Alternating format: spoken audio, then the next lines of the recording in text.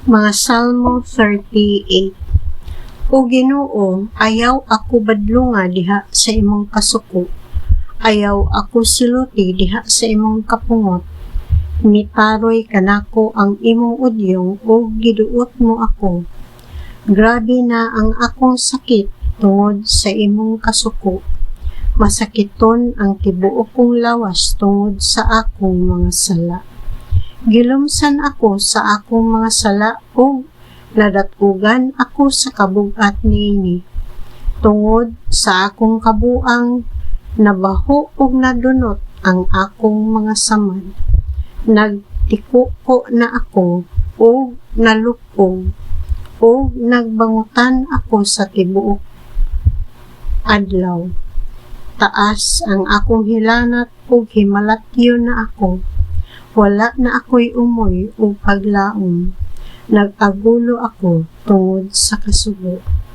Nasayod ka o Ginoo sa akong gipangandoy. Nadungog mo ang akong mga dangwingoy.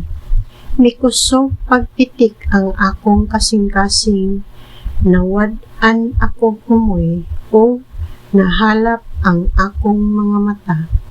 Gilikayan ako sa akong mga higala o silingan tungod sa akong kabahong. Bisan gani ang akong pamilya naglikay na kanako. Gilitag ako ni adtong nagtinguha sa paghunos sa akong kinabuhi o gihulga ako ni adtong buot mudagmal kanako. O sa tibuok adlaw naglaraw silang daotan, batok kanako.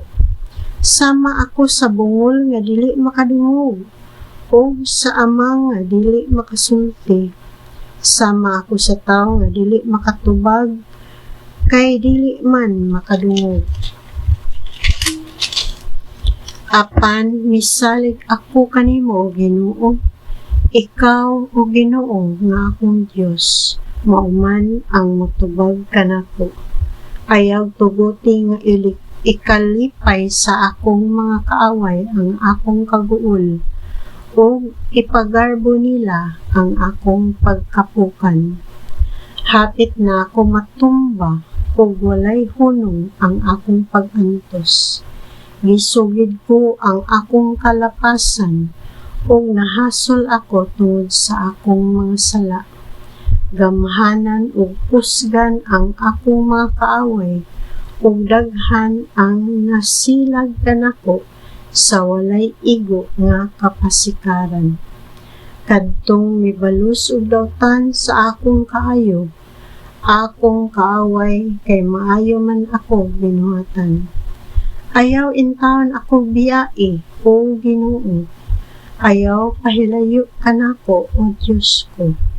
Dalia ako pagtabang o Ginoo nga akong manluluwas.